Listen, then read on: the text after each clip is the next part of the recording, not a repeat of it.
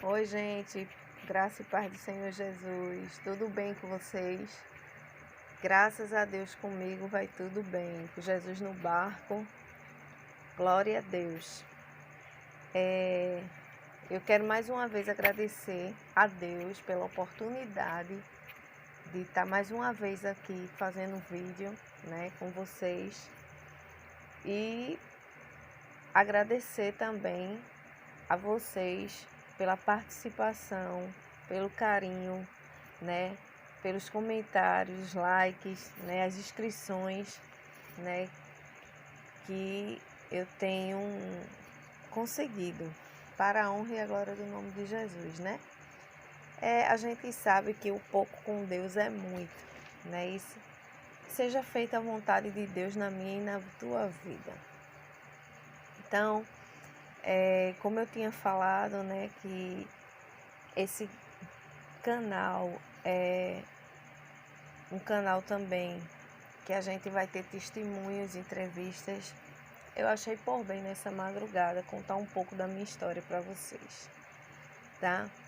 Para quem me conhece, né, sabe um pouco da minha história e outros não sabem muito, né?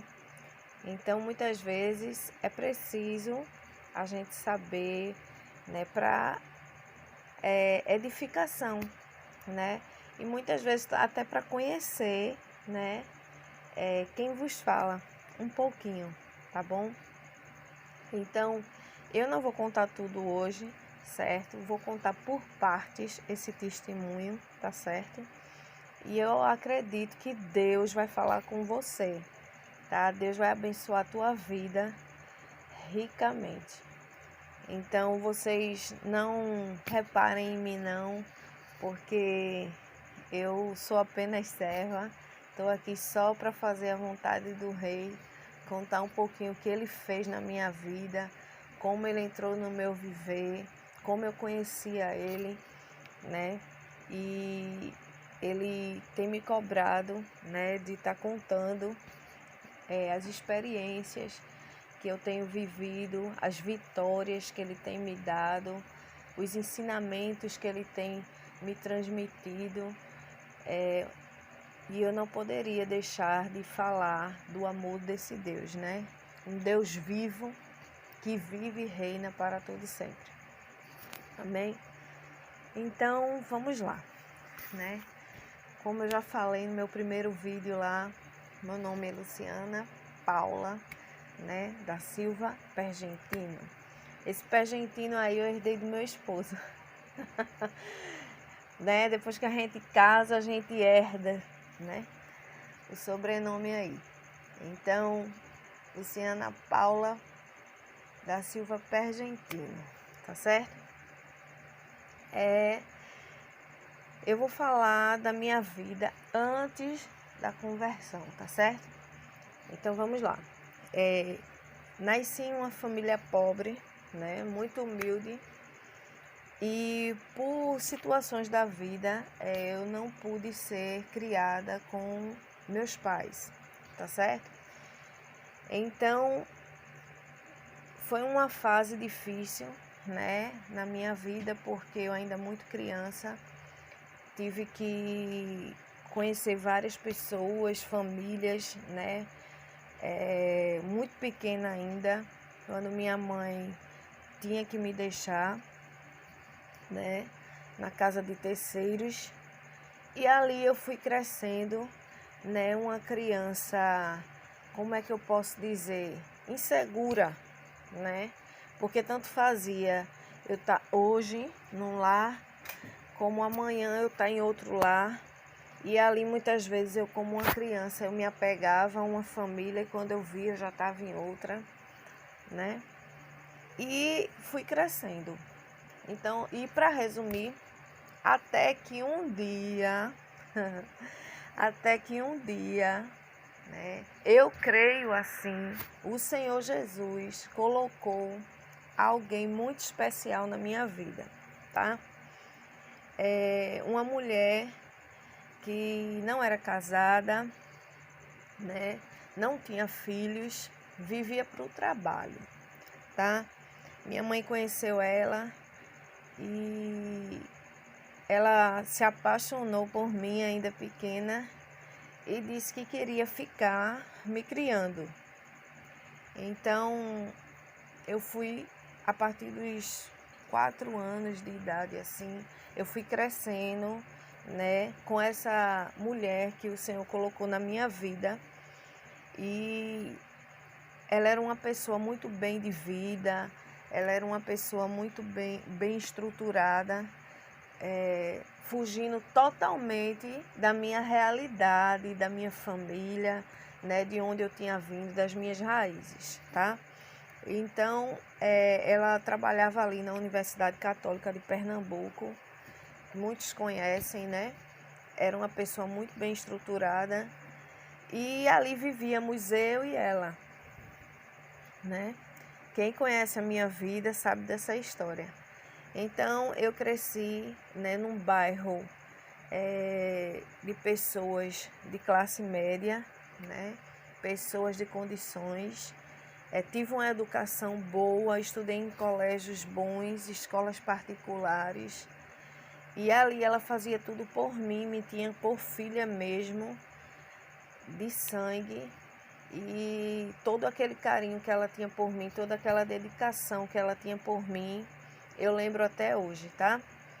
Porque muitas vezes o Senhor ele coloca na nossa vida anjos, né? Pessoas que, apesar de não ser nosso sangue, mas são pessoas que ali vão nos ajudar, pessoas que muitas vezes Deus usa para nos dar uma educação, como foi feito na minha vida. E ali ela investiu muito na minha vida, né, me dando uma educação boa, me colocando em colégios bons. E eu fui crescendo, mas infelizmente eu fui crescendo, e quando eu me tornei uma adolescente, eu me tornei uma adolescente muito revoltada com a minha mãe genitora. Então, o que é que acontece, né? Toda vez que minha mãe ia lá, minha mãe passou um tempo sem ir lá, ela sempre nos finais de semana ia me pegar para eu ir para casa de parentes, né? Porque minha mãe tinha uma vida muito diferente da que eu tinha, onde eu era criada, né? Na época ela não era evangélica, ela bebia muito, né? Ela saía, ela curtia a vida dela. E ali ela muitas vezes me deixava na casa de parentes, né? E eu ficava ali muito triste, muito um peixinho fora d'água, porque estava numa realidade totalmente diferente daquela que minha mãe de criação me dava. E assim o tempo foi passando até eu chegar à fase da adolescência, a partir dos meus 12 anos para cima, eu não queria mais ir para a casa dela, mas só que minha mãe de criação nada podia fazer. Ela nunca me impediu, ela nunca disse que minha mãe não era minha mãe, ela nunca me impediu de ir com minha mãe, mas era algo meu, eu era revoltada, porque eu sabia que minha mãe, assim, ela não tinha me criado, né? Então, eu cresci com aquela ausência, aquele afeto de mãe, né? Então, o que é que acontece? Eu não entendia muitas coisas, né? Porque quando a gente é criança, quando a gente é adolescente, a gente não entende a vida, a gente não entende o que é o mundo, a gente não entende as situações. Então, ali eu fui crescendo. E quando foi 13 anos quando eu tinha 13 anos de idade, sempre ela chegava lá na casa da minha mãe para me buscar. Eu dizia, eu não quero, eu não gosto de você, você não é minha mãe é quem está me criando. E ali ela tinha vezes que ela ficava triste comigo, mas eu não fazia aquilo de propósito para ferir ela, era porque eu não tinha afeto, tá? E eu, quando completei 13 anos de idade, minha mãe se mudou, né, do bairro que eu morava, tá? Em Olinda, e fomos morar em Boa Viagem, né? Aqui em Recife. E ali a gente ficou melhor ainda de vida, né? Estrutura. eu e minha mãe de criação, e passei um tempo sem ver a minha mãe genitora. Então os anos foram se passando e quando eu completei 15 anos de idade, tá? Minha mãe de criação nunca tinha se queixado de ter uma dor de cabeça, eu nunca vi ela doente, tá? Ela era uma pessoa muito esforçada, sabe? Muito amável com as pessoas, muito social. Então, o Brasil, eu lembro-me bem que o Brasil, o futebol brasileiro tinha sido tetracampeão e os jogadores vinham aqui para Recife, né? E ali eu acordei cedo e eles vinham do aeroporto passar ali na Barão de Souza Leão. E eu lembro que a gente acordou cedo, eu e os adolescentes do prédio, né? E a gente acordou cedo, se pintou, né? E foi para ali, para Barão de Souza Leão, esperar os jogadores. Mas um dia, né? Este dia que eu estava tão feliz, quando eu estava lá com os meus amigos, chega um amigo meu, muito aflito, dizendo que eu tinha que voltar lá para o prédio, porque a minha mãe de criação estava muito mal sendo socorrida. Então ali eu voltei, né? E quando eu cheguei lá no prédio, ela já estava sendo socorrida, muito mal, passando muito mal. E ali eu entrei no carro sem entender muito o que estava acontecendo e a gente foi para o hospital. E eu lembro que no meio do caminho o carro quebrou e eu fiz uma oração. Eu disse: Deus, não deixa minha mãe perecer agora. Por favor, pedi a Deus assim, meio que sem saber orar direito, mas eu falei com Deus. Eu tentei conversar com Deus. E eu lembro que o carro ali pegou e a gente foi-se embora para o hospital ali da aeronáutica. Chegando lá, diagnosticaram edema pulmonar, né? E derrame, né? Então, ela ficou ali internada e eu lembro que eu fui ali para Beira-Mar e conversei mais uma vez com Deus e disse: Deus, não tira minha mãe de mim, porque ela é a única coisa que eu tenho nessa vida. Se tu tirar ela de mim, como é que eu vou ficar? Se for do Senhor tirar ela de mim, eu não sei, gente. Não me perguntem como foi isso. Eu não sei porque eu falei isso, mas eu disse assim: deixa que ela passe pelo menos 15 dias comigo. Então, ela ficou ali no hospital, depois foi transferida para o Hospital Português e a gente ficou ali, num quarto, num apartamento. Ela começou a se recuperar, porém, ela tinha que passar por uma cirurgia, tá, de coração. Então, ela já estava se levantando, já estava recebendo visitas, né? Então, eu estava crente que minha mãe ia sair dali. Mas os parentes dela eram médicos, né? Então, o que é que acontece? Eles asseguraram que ela ia sair daquela, que a operação ia ser uma bênção, né? E então, eu fiquei meio confiante, tá? Então, o que é que acontece?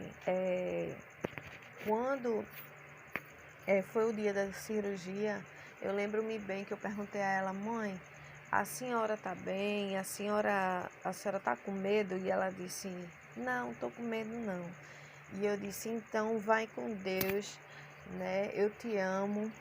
Falei com ela e ali, gente, infelizmente foi uma despedida, tá? Ali, infelizmente, foi uma despedida. Ela fez a cirurgia, mas infelizmente, depois que a cirurgia terminou, que fecharam ela não suportou. Ainda deram o choque, né, com o defibrilador nela. E aí ela tornou, mas depois pereceu novamente e não tinha mais o que fazer. E ali, com 14 para 15 anos, eu perdi a pessoa mais importante da minha vida, né? Que era a minha mãe, que me criava, tá? Então, o que é que acontece? Dali por diante, minha vida mudou completamente. Completamente. Eu lembro que eu estava em casa, né? No dia da cirurgia, quando ela foi fazer a cirurgia, eu fui para casa. Eu já estava há dias já lá com ela no quarto, no apartamento do hospital. E eu fui, né, com ela e eu fui para casa, né? E eu lembro que eu estava lá embaixo conversando com uma amiga minha, ela tentando me consolar, dizendo que ia dar tudo certo. E eu lembro que minha tia mandou que eu subisse e eu subi. Quando eu cheguei lá, ela disse: infelizmente, tua mãe morreu.